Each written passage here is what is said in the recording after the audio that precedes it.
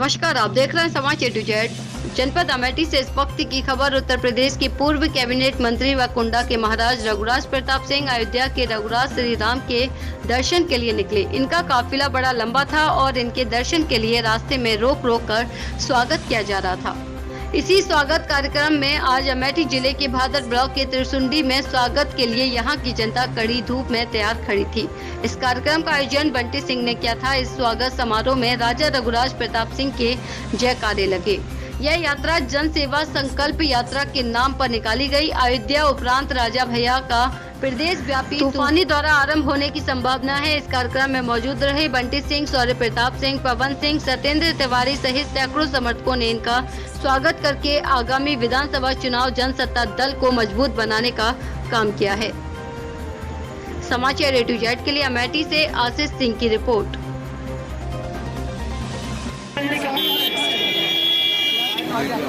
किनारे भैया क्या भैया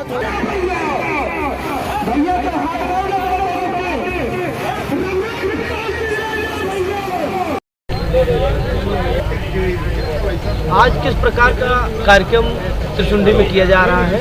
ये इस यात्रा से जनता को क्या संदेश दिया जा रहा है? जनसत्ता दल लोकतांत्रिक के राष्ट्रीय अध्यक्ष आदरणीय राजा भैया आज बेती से राजभवन बेती से निकलकर अयोध्या तक यात्रा करेंगे और वहां रामलला के दर्शन के पश्चात पूरे यूपी का दौरा करेंगे। चूंकि 2022 का चुनाव लड़ना है, इसलिए पूरे उत्तर प्रदेश का दौरा होगा और इसी से कार्यकर्ताओं में एकजुटता आएगी और राजनीतिक चेतना भी आएगी। सीट पर अपना कब्जा बरकरार रखा हुआ है और आपने बीजेपी को तीसरे नंबर पे धकेल दिया। तो क्या विधानसभा चुनाव में कोई ऐसी रणनीति लेकर के आ रहे हैं जिसमें आप चुनाव में बीजेपी को धूल चटाने की अपनी कोई अलग से रणनीति बना रखी हो या कुछ उसका खुलासा करेंगे?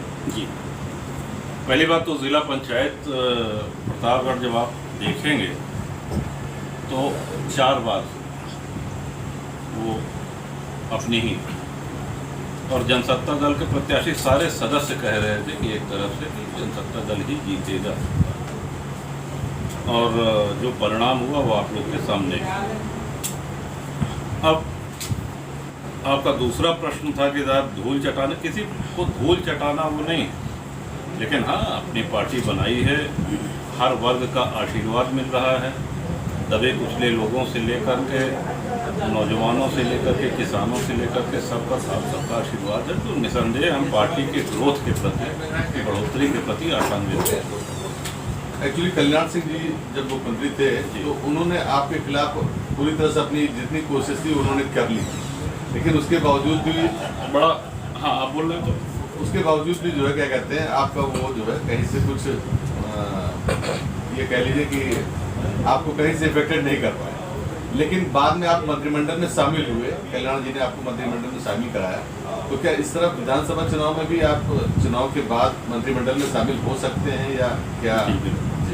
आपने आदरणीय कल्याण सिंह जी का नाम लिया और ये बात फुल्ली और फाइनली हम स्पष्ट कर देना चाहते हैं कि राजनीति के किसी भी मोड़ पे कभी भी उन्होंने हमारा विरोध नहीं किया। एक भ्रांति है कि साहब वो आए थे तो कुंडा में उन्होंने कहा कि गुंडा विहीन कुंडा करो, ऐसा कुछ नहीं कहा था उन्होंने। उस समय मोबाइल नहीं हुआ करते थे, रिकॉर्डिंग नहीं होती थी, लेकिन अगर कहीं होगी उसकी रिकॉर्डिंग तो आप देखें, कभी कोई ऐसा शब्द ही नहीं कहा, कभी नहीं कहा। और उनका स्नेह अब वो नहीं है दुनिया में, लेकिन उनका स्नेह बराबर मिलता रहा हमको। पहली बार मंत्रिमंडल में उन्होंने ही अवसर दिया और अपने मंत्रिमंडल में मंत्री बने और सम्मान दिए।